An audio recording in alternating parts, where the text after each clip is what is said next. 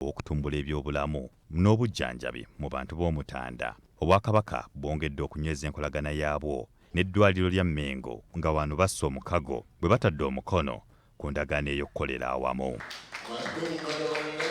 Akulira eby'obujjanjabi ku ddwaliro lya Mengo, Dr. Rose Mutumba ng'ali wamu n'omumyuka wa Katikkiro asooka Oweekitiibwa Hajji Professor Twaha Kigongo Kawaase ku lw'Obwakabaka be bawadde obweyamo buno obw'okukolera awamu okusobola okutumbula eby'obulamu mu Buganda ne mu ggwanga lyonna okutwaliza awamu. Dr. Rose Mutumba mu kwogera kwe yeebazizza Obwakabaka olw'enkolagana gye bazze boolesa n'Obwakabaka nga kati emyaka 26 gye bagamba nti givuddemu ebibala. Eddwaliro lyaffe litudde ku acres 22. Bukyalitandika okujjanjaba abantu Ssaabasajja Kabaka era nga bwe ngambye kati tuwezezza emyaka 126. Mu ndagaano eteereddwako mukono enjuyi zombi, eddwaliro lya Mengo Hospital lyakusomesa abasawo abazaalisa okuva mu masaza ga Buganda gonna okusobola okukendeeza ku kizibu ky'abakyala abafa n'okufuna obuzibu obw'enjawulo nga bazaala. Ministry of Health etadde amaanyi mangi nnyo okulaba nga abakyala bamaama tebafiira mu ssanya. Kakati awo ate entegeeragano eno omukago guno ne Buganda egenda kukwatira ddala awo awaluma Uganda okulaba nga tusitira omutindo n'ennamba y'abazaalisa mu Buganda era ne mu Uganda yonna.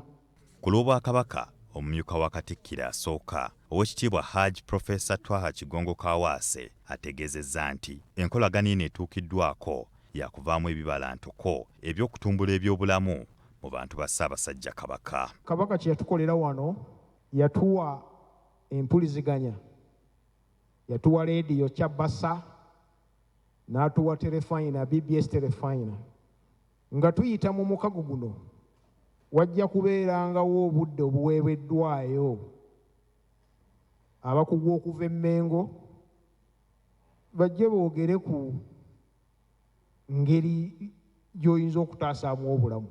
Oweekitiibwa Kawaase era yatudde ekyama nti Obwakabaka buli mu nteekateeka ey'okuteekawo enkola ya yinsuwa ey'ebyobulamu ng'esobozesa abantu b'Omutanda okufuna obujjanjabi bwe beetaaga mu kiseera kyonna. Tumanyi nti ebyobulamu oluusi babyabuseeremu okukola ki okubituukako buli muntu abe ng'asobola okubifuna. Tufumba kye tuyita community based insurance mu lufuutifuuti insuwa ey'ekikungo ey'ebyobulamu. Abantu ba Ssaabasajja Kabaka bajja kugijjumbira.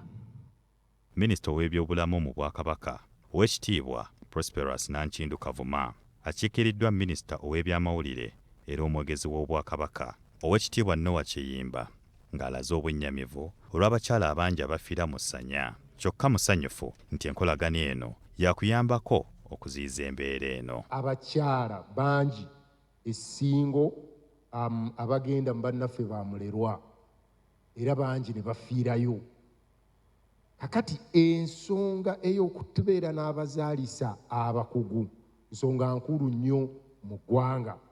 Nolwekyo mukama wange ekimu ku binyusi ebiri mu mukago guno gwe gw'okutendeka abasawo abazaalisa ate ng'amasaza ga Ssaabasajja Kabaka gonna 18 gaweereddwa omukisa. Buli lukya abakyala 18 be bafa ku nsonga ezeekuusa ku by'okuzaala wano mu ggwanga nga kino kiva ku nsonga ez'enjawulo omuli n'obutaba na bikozesebwa mu malwaliro. Wabula Obwakabaka buzze nga buvaayo n'enteekateeka ez'enjawulo okumalawo ekizibu kino. Louis Kironde, BBS Terefayina, wano e Bulange Mengo. Olwaliro Uganda yegasse ku nsi yonna okukuza